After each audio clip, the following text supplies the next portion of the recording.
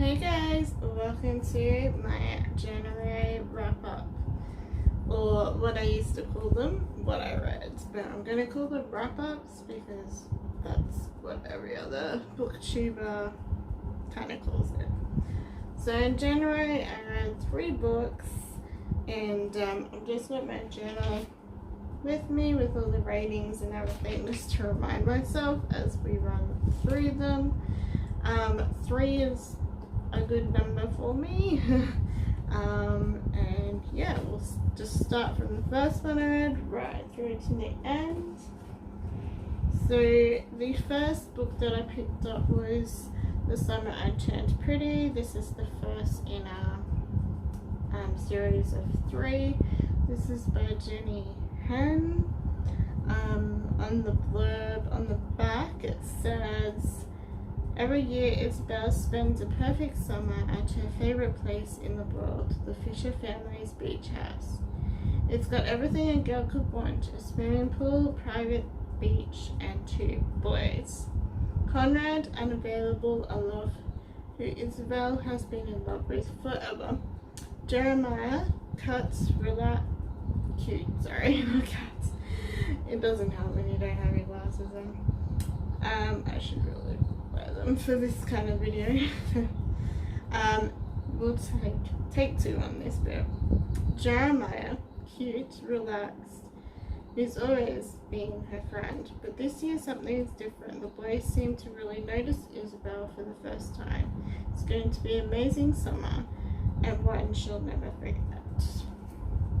So I gave this book only 2 stars. I was expecting a lot from it because it is a lot of people's favorites. It is a YA novel, so it is a younger read, and it definitely is, obviously being an older person than a youth.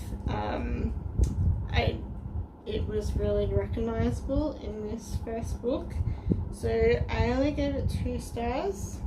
It is a nice easy read to get through. Like, it didn't take long and the words and stuff were all good. I can see how people like this book, but yeah, it was just too young a read for myself, and I didn't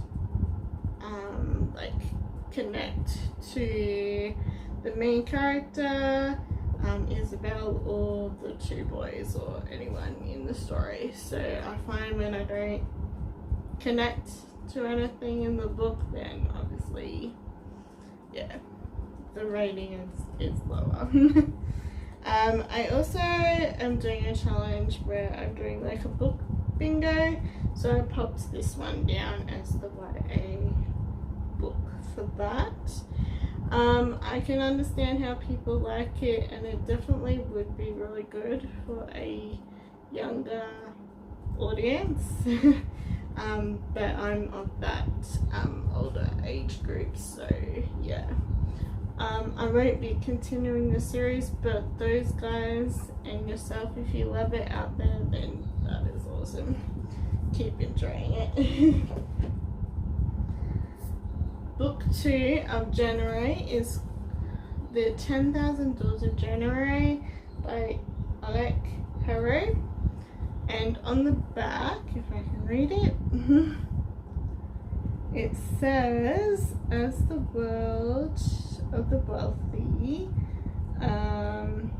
Mr. Locke, January, I really can't read it, feels little different from the, I'll just explain it because the writing's in like purple on the black, and yeah, I'll just explain it. It's about this girl, January. She lives with this really rich guy, and she finds out that there's a book, and the book is explaining like the fantasy of the 10,000 doors that exist in this fantasy world, but to them it's obviously a real world.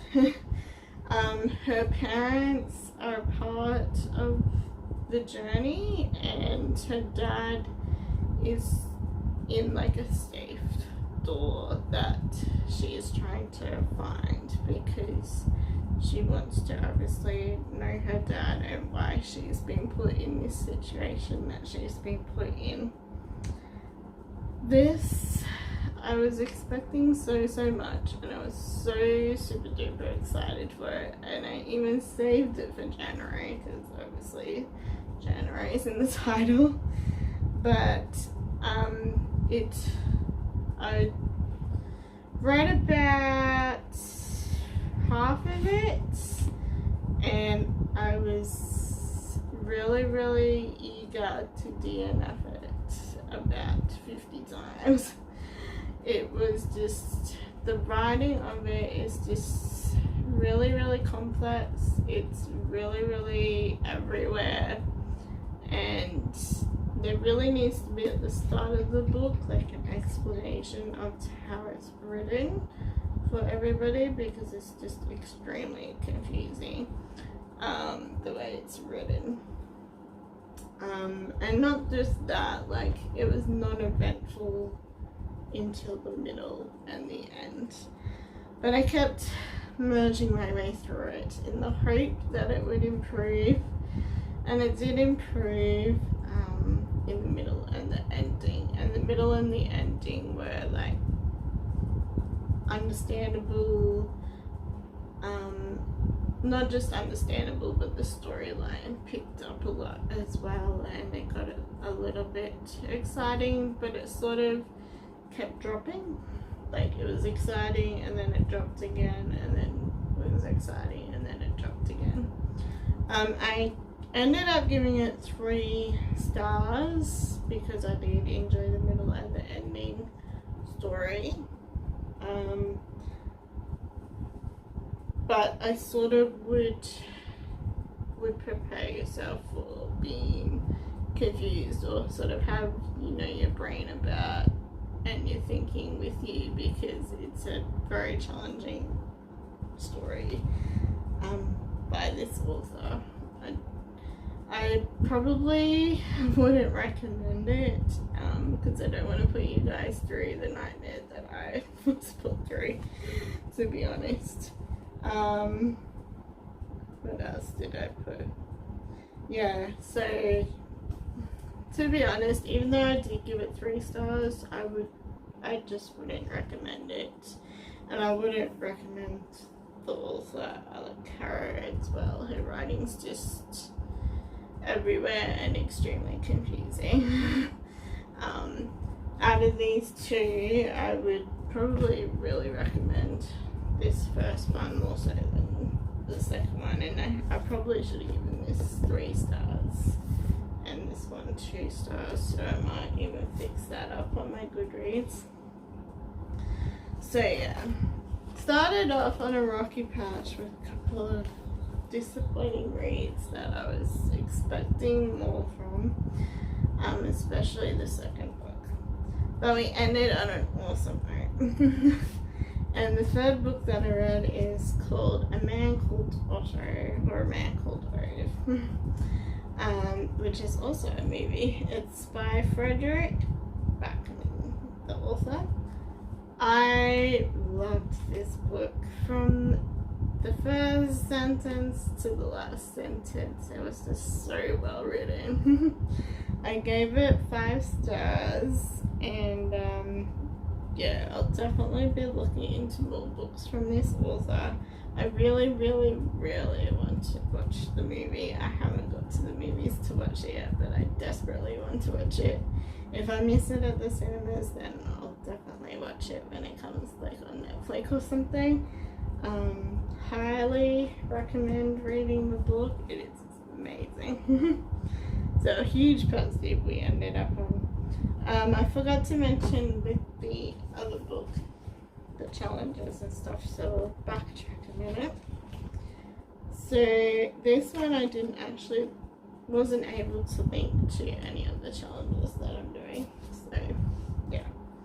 But this one, however, the awesome book of the month, I classed it in my book bingo challenge as the movie book, because obviously it's a movie. if you guys have seen it, pop a comment below.